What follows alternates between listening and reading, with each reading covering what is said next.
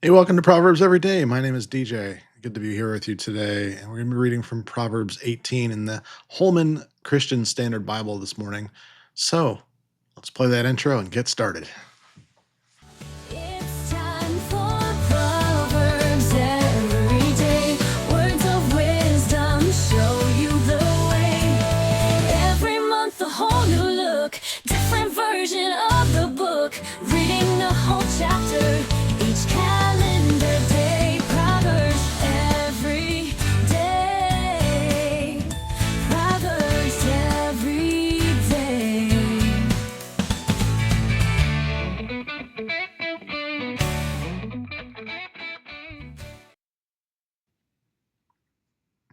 All right. Well, once again, good morning, and or whatever time you happen to be watching this.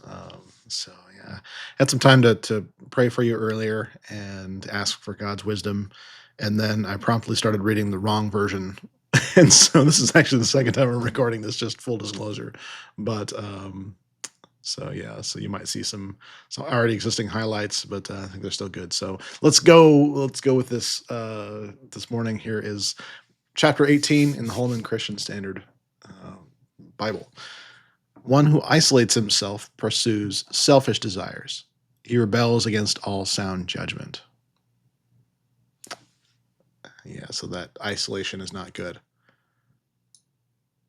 And we shouldn't confuse this here. So, in terms of isolating himself, it causes selfishness, right? So that's rebels against all sound judgment. It's one of those things where we're saying to isolate yourself from fools, yes, but surround yourself with others that will keep you accountable and challenge you. So isolating yourself is not healthy in that regards. Verse 2, a fool does not delight in understanding, but only wants to show off his opinions, or uncover his heart is another way to say that. But this is kind of what we were talking about yesterday, uh, in that the fool is just wanting to be heard. It's all about that, and so the herd mentality is what I call it. And so yeah, this is what that looks like. But they only want to show off their own opinion, but they're a fool, and so it's like uh, not engaging with that and not becoming that. Not rushing to show off your opinion. I know it's hard, but it's important to hold your tongue. And if somebody asks you your opinion, by all means, but it's better to not give that in that way. Verse 3, when a wicked man comes, contempt also does, and along with dishonor, disgrace. The words of a man's mouth are deep waters, a flowing river, a fountain of wisdom. Or a fountain of wisdom is a flowing river. Hmm.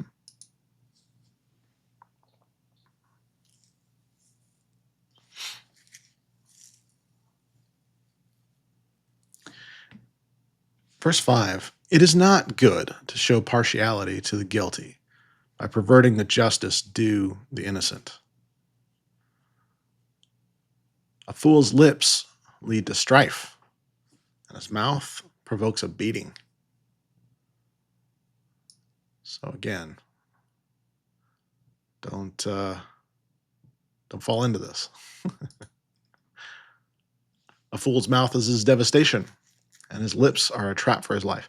By the way, these verses often are put all in one section for good reason. So, a fool's mouth is his devastation, and his lips are a trap for his life. A gossip or a slanderer, a gossip's words are like choice food that goes down into one's inmost being or the chambers of the belly. It's one of those things where it seems good, but it's hard to get rid of. It stays down there, and it corrupts you to the core. And so it's just like they seem good, they seem to be tasty, but if you are participating in gossip, you are it's that's hard to get rid of. Gossip is one of those things where it's just very, very difficult to get past. Um, Yeah. Yeah. Anyway, verse 9. The one who is truly lazy in his work is brother to a vandal or master of destruction. Interesting. The name of Yahweh is a strong tower. The righteous run to it and are protected, or raised high.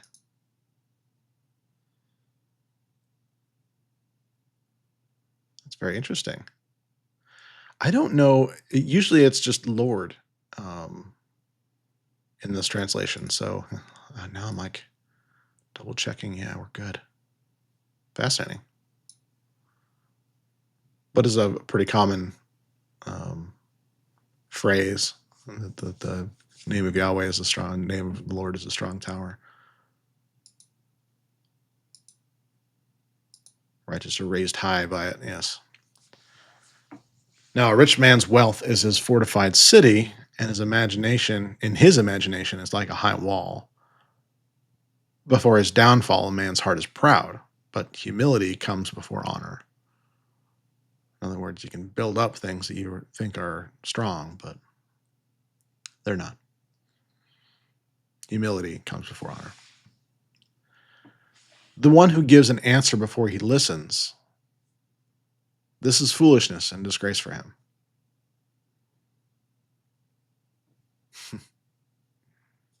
Same thing. Same thing I was saying before. A man's spirit can endure sickness, but who can survive a broken spirit? The mind of the discerning acquires knowledge, and the ear of the wise seeks it. A gift opens doors for a man, or makes room, and brings him before the great. And we talked a little bit about this yesterday about the bribe thing. And it's just it's weird to interpret this, and it's weird to be here. It almost seems to say, bribery is good, but then it says bribery is not good.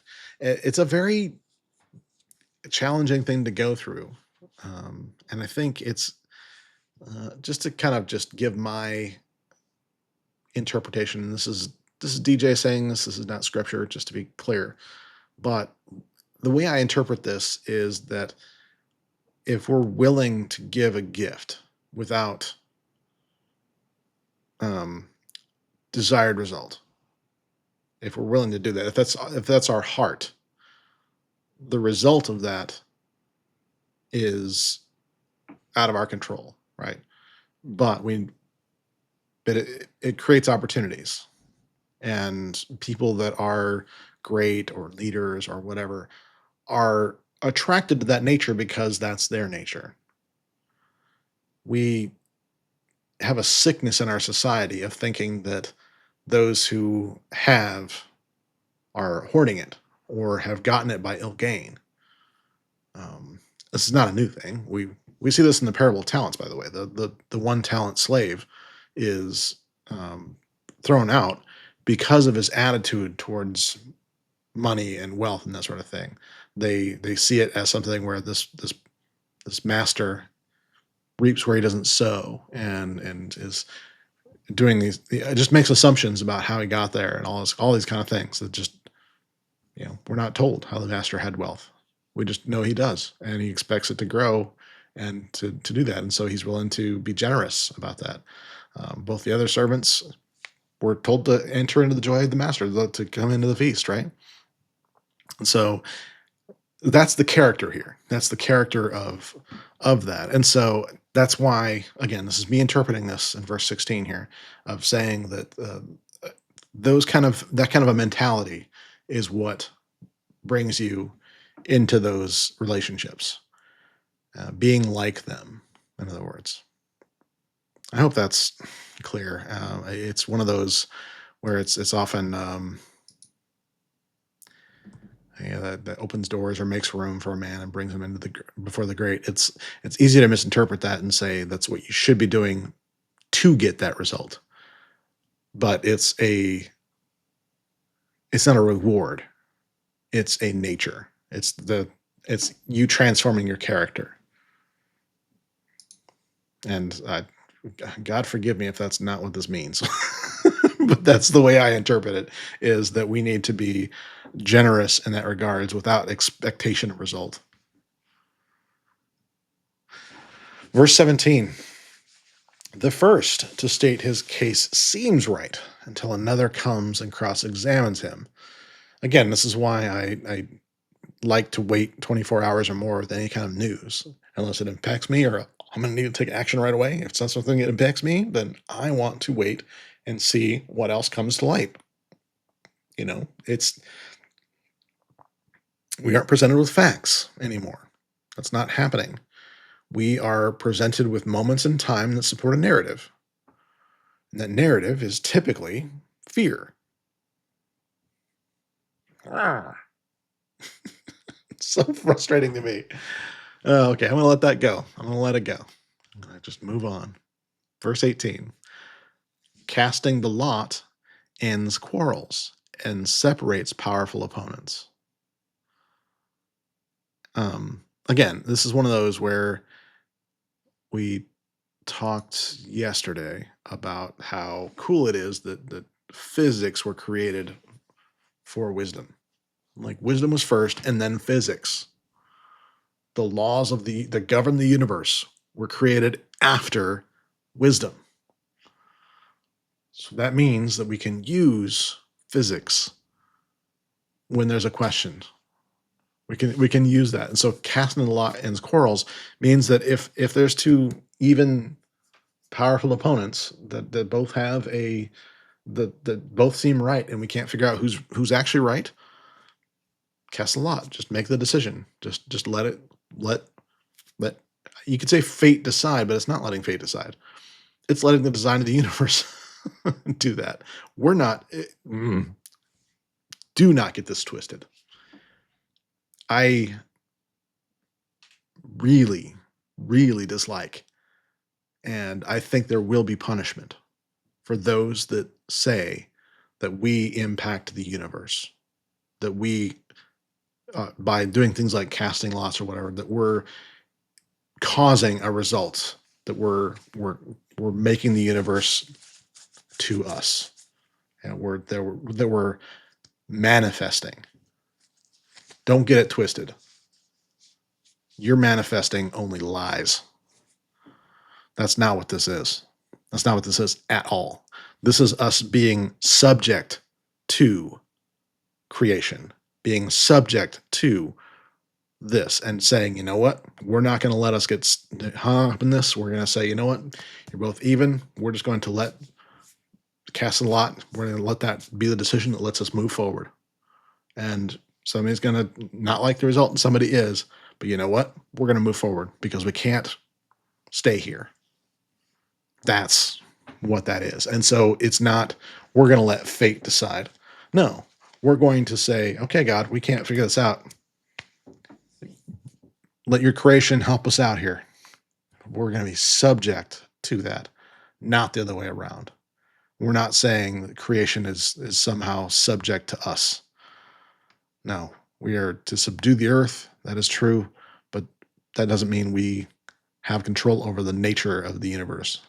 So that's why we have the casting lot. I hope that helps dispel some of the really, really bad theology out there.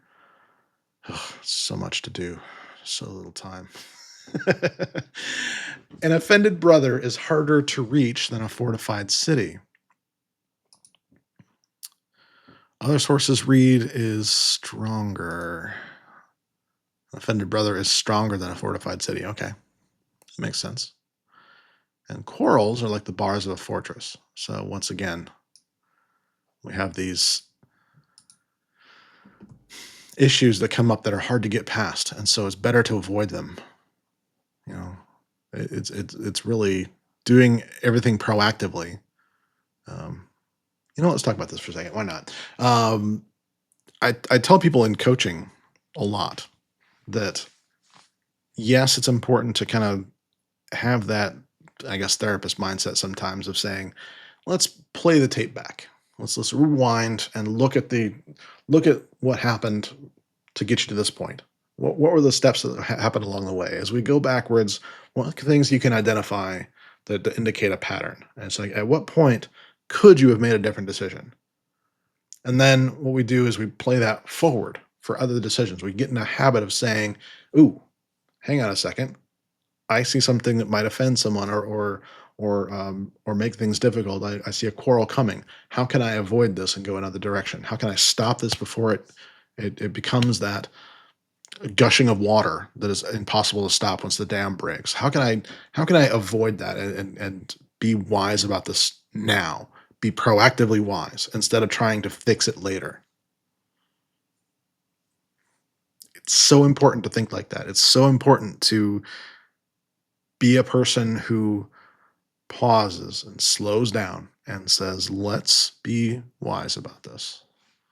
That keeps you from these quarrels. That keeps you from, a an offended brother, that sort of thing. Verse 20. From the fruit of his mouth, a man's stomach is satisfied. He is filled with the product of his lips. It was a confusing verse. And there's one like it previously. I confess I don't remember exactly where it is, but similar, almost maybe the same kind of thing, where it's just basically saying that we're um, our words have power in that regard, so that we can actually, well, I mean, somebody like me who pretty much talks for a living. There it is. So I'm feeding my stomach the words of my lips. There it is. People pay me for what I know for some reason. I don't know. Kind of cool, actually. Um, Verse 21. Life and death are in the power of the tongue, and those who love it will eat its fruit. Same thing. These are right there. But there is power. Life and death are the power of the tongue. It's not by accident. Verse 22. A man who finds a wife finds a good thing and obtains favor from the Lord.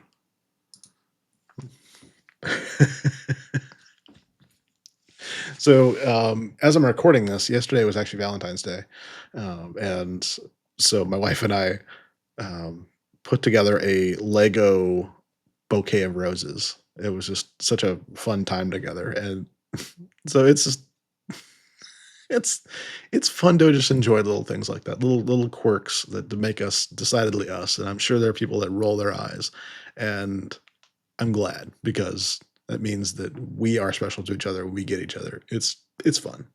It's just fun. Yeah. Anyway, verse 23. A poor man pleads, but the rich one answers roughly. Um, a man with many friends may be harmed. Interesting. Some sources read, friends must be friendly.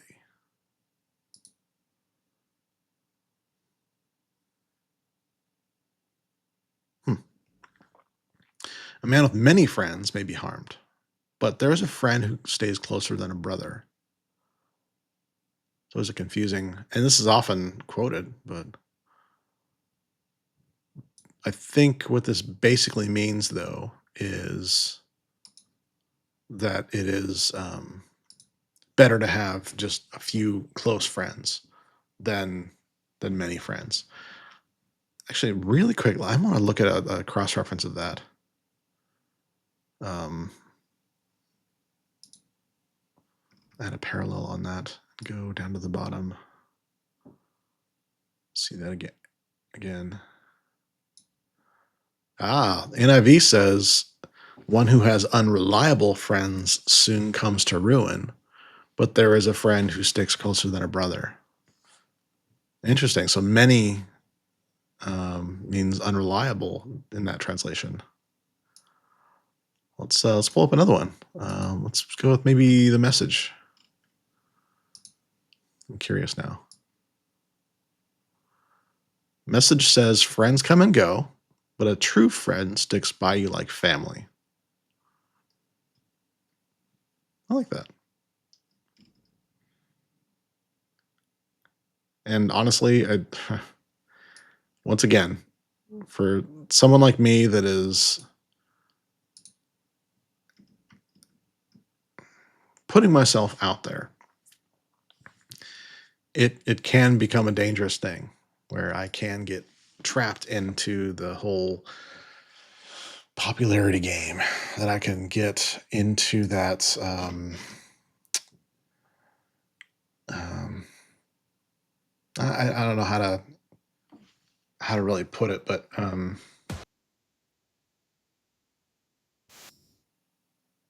know what that was all about. Definitely clicked the wrong button on that one. Just- I don't know. Anyway, what I was trying to say is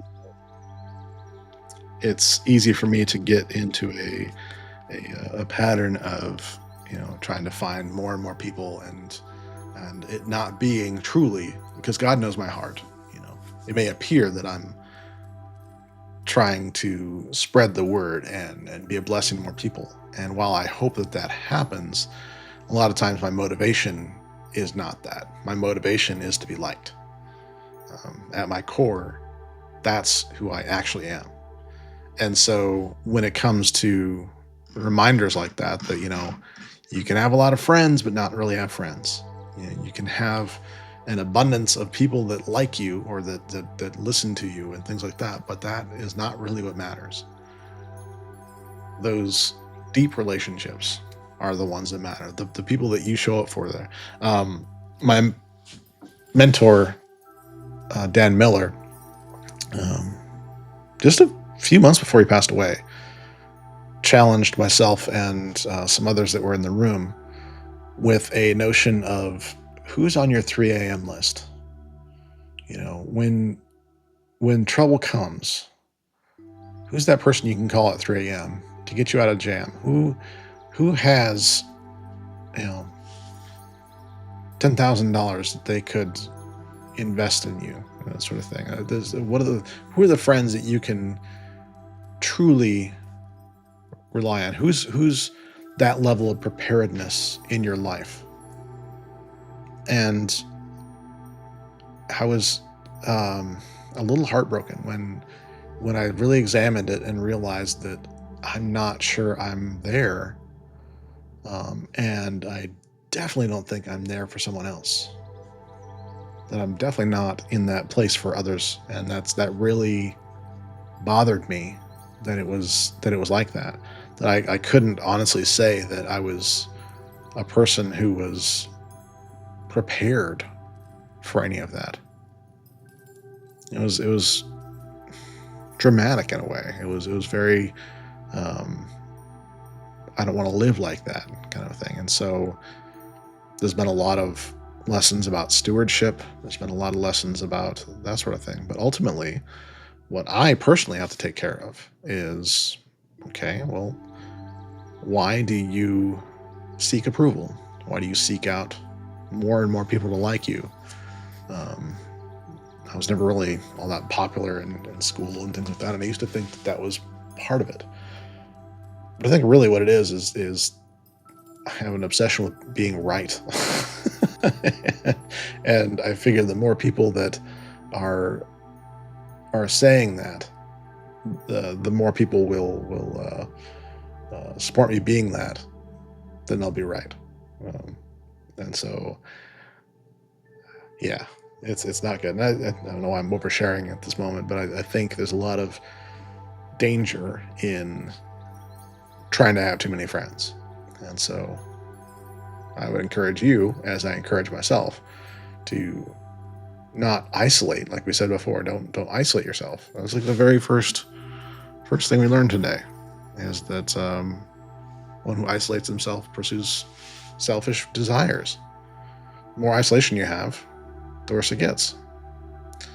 And as someone who spends his day in a, I mean, it looks good, but there's not often life in here. There's no windows in this space. If I don't get out of this house, I isolate myself.